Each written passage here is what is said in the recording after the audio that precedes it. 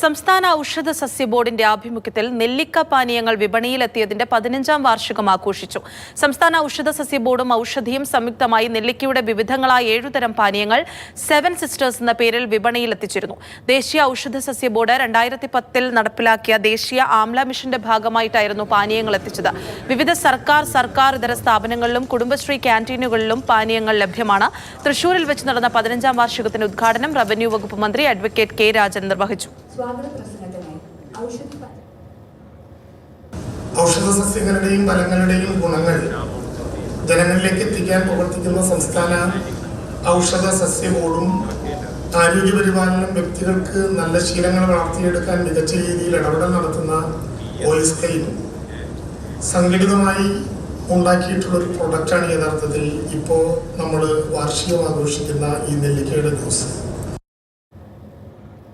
എവിടെയൊക്കെ ഔഷധ സസ്യങ്ങൾ വെച്ച് പിടിപ്പിച്ചിട്ടുണ്ടോ, വെച്ച് പിടിപ്പിച്ച് നിങ്ങളെല്ലാം പോവുകയാണ്, 4 ദിവസം കഴിഞ്ഞാൽ അത് അവിടെ ഉണ്ടോ എന്ന് പലരും വന്ന സംശയം ചോദിച്ചപ്പോൾ, അല്ലെങ്കിൽ 6 മാസം കഴിഞ്ഞാൽ പോയി നോക്കാറുണ്ടോ എന്ന് ചോദിച്ചപ്പോൾ നമ്മൾ പറഞ്ഞത് നമ്മൾ എവിടെയൊക്കെയാണോ ഔഷധ സസ്യങ്ങൾ വെച്ച് പിടിപ്പിച്ചത് അതെല്ലാം നിലനിർത്താൻ വേണ്ടിയുള്ള പ്രവർത്തനങ്ങളും ഇപ്പോഴും നടക്കുന്നുണ്ട്.